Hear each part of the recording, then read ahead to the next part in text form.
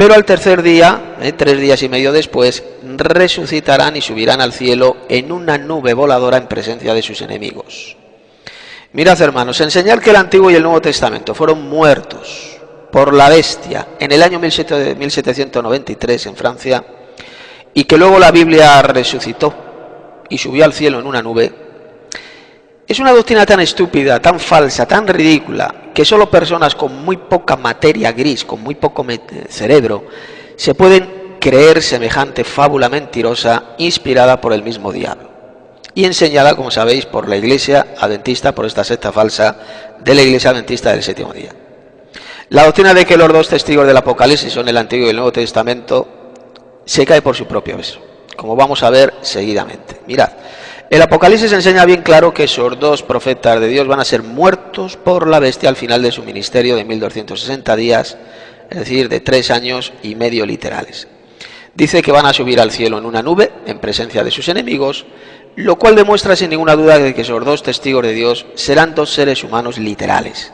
2 seres humanos de carne y hueso, 2 profetas grandes enviados por Dios a la tierra con el propósito de edificar a la Iglesia de Cristo, la verdadera Iglesia de Cristo, que estará en la tierra sufriendo persecución, la gran persecución que la bestia pues lanzará contra ellos. Ya lo dice bien claro el capítulo 13 del Apocalipsis, versículo 7, que la bestia hará la guerra a los santos y los vencerá. Estos santos mencionados en el Apocalipsis, evidentemente, son los santos de la Iglesia. Cuando el Nuevo Testamento habla de los santos, siempre se refiere a la Iglesia. También se puede referir a los ángeles, pero cuando habla de los santos que están en la tierra sufriendo persecución, tribulación, siempre se refiere a los miembros de la Iglesia de Cristo.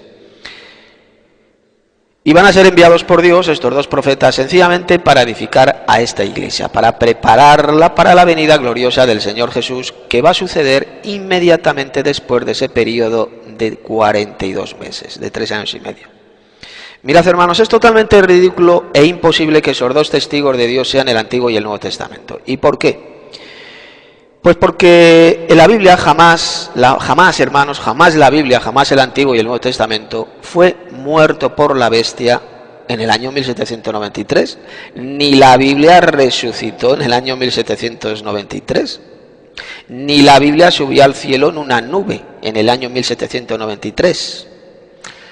Esos sectarios, esos iglesieros apóstatas de la Iglesia Adventista del Séptimo Día, de esta secta falsa, realmente están mintiendo como bellacos con esa ridícula y retorcida interpretación que ellos dan al capítulo 11 del Apocalipsis. Los 2 testigos van a ser 2 cristianos escogidos por Dios, hermanos. 2 siervos de Dios que van a ser dotados con tremendos poderes sobrenaturales, para que ellos puedan utilizar esos poderes sencillamente en legítima defensa, en defensa propia. Ellos van a poder, dice el Apocalipsis, que van a poder matar a todos aquellos criminales que quieran asesinarles, que les quieran matar, y también podrán dañar con todo tipo de plagas cuantas veces quieran. Esto lo dice bien claro el capítulo 11 del Apocalipsis. Esos 42 meses o 1260 días durante los cuales los 2 testigos van a ejercer su ministerio profético, es decir, de edificación de la Iglesia, corresponden evidentemente al mismo periodo de tiempo que va a durar el gobierno mundial de la bestia, que va a durar 42 meses, como dice Apocalipsis 13:5. Y esto significa, hermanos, que los 2 testigos del Apocalipsis estarán ejerciendo su ministerio profético cuando la ciudad de Jerusalén esté en poder de los ejércitos de las naciones, de los gentiles. Y esto será durante el gobierno mundial de la bestia.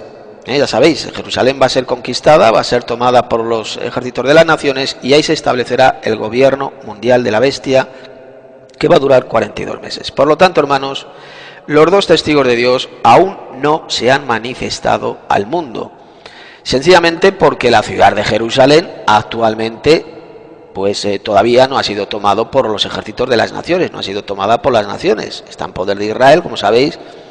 Pero va a llegar un momento en que la ONU, los ejércitos de las naciones, van a tomar por la fuerza la ciudad de Jerusalén y van a establecer ahí el centro de poder del falso Mesías, de Nicolás, de ese falso Mesías, de esa bestia que va a tomar el gobierno del mundo juntamente con su aliado religioso, el falso profeta. Mirad, el falso profeta, ese futuro papa judío, el sumo pontífice, ese último papa de la Iglesia Católica Romana, va a tomar el control religioso de todos esos lugares santos de Jerusalén. El tercer templo va a ser reconstruido ahí en el monte del templo, en Jerusalén, y entonces este falso profeta pondrá su trono papal en ese templo reconstruido en Jerusalén. Va a estar ahí tanto, por lo tanto, el centro de poder religioso del mundo como el centro político, porque el falso Mesías, que no hemos de confundir con el falso profeta, evidentemente, el falso Mesías no es el Papa, el Papa será el falso profeta, el aliado religioso del falso Mesías. Pues bien, ese falso Mesías también tendrá su centro de poder político mundial ahí en Jerusalén. Pues bien, ahí en Jerusalén también estará el centro religioso ecuménico mundial, esa nueva religión mundial de culto a Satanás y a la bestia estará centralizada también en Jerusalén. El apóstol Pablo ya predijo la venida de este falso profeta, de este hombre de pecado, es decir, del Papa, el cual se sentaría en el templo de Dios, se instalaría en el templo de Dios haciéndose pasar por Dios. Así leemos esta gran profecía en 2 Tesalonicenses capítulo 2 versos 3 y 4. Sabéis que el Nuevo Testamento, hermanos, cuando habla del templo de Dios se refiere a dos cosas. Se refiere a la iglesia y también se refiere a un futuro templo de Jerusalén. A un templo de Jerusalén. A las dos se le llama el templo de Dios. El falso profeta, es decir, el hombre de pecado, que es el Papa, como sabéis, se instaló en el siglo IV en la iglesia, en el templo de Dios, haciéndose pasar por Dios, y en el futuro, ese último Papa de la dinastía papal va a poner su trono también en un futuro templo físico, en un templo reconstruido en Jerusalén. Se instalará en el templo de Dios, haciéndose pasar por Dios, es decir, por el líder, por el jefe supremo de la Iglesia Ecuménica Mundial. Ese nuevo templo reconstruido en Jerusalén, hermanos, va a reemplazar al Vaticano. Se va a convertir en el centro de poder religioso mundial, el centro del falso profeta, y en la sede de la nueva religión ecuménica mundial, liderada por ese falso profeta, por ese hombre de pecado. Pues bien, cuando esta profecía se cumpla y Jerusalén sea tomada por los ejércitos de las naciones, sea hollada por las naciones, es, hermanos, cuando comenzará el ministerio profético de estos dos siervos de Dios, de estos dos profetas, que va a durar 1260 días. Es lo que va a durar el tiempo de su ministerio. El Apocalipsis dice bien clarito que los dos testigos van a profetizar. Y van a profetizar vestidos de cilicio. Así lo leemos en Apocalipsis 11:3.